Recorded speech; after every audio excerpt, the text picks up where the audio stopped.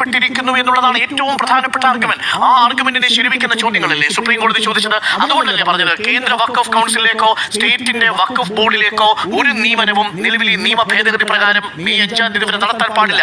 കേന്ദ്ര സർക്കാർ അവിടെ മരവിക്കുകയല്ലേ ചെയ്യുന്നത്, ഈ വ്യവസ്ഥ മരവിപ്പിക്കുകയല്ലേ ചെയ്യുന്നത്. മരവിപ്പിച്ചിരിക്കുന്നു. നാളെ മുതൽ ഒരു നിയമനം നടത്താൻ പറ്റില്ല. 8 വേക്കൻസി അവിടെ കിടക്കുക കേന്ദ്ര വഖഫ് കൗൺസിലിൽ. ആ 8 വേക്കൻസികളിലേക്ക് മെയ് 5-ാം തീയതി വരെ ഒരു അപ്പോയിന്റ്മെന്റ് നടത്താൻ പറ്റില്ല.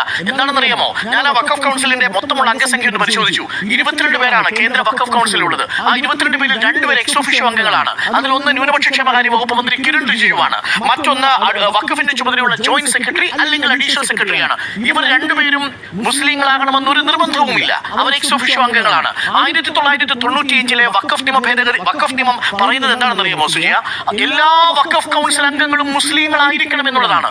2025-ലെ വഖഫ് നിയമ ഭേദഗതി പറയുന്നത് എന്താണെന്നറിയാമോ സുജിയ? ഈ 22 പേരിൽ 10 പേരൊഴികെ ബാക്കി 12 പേരും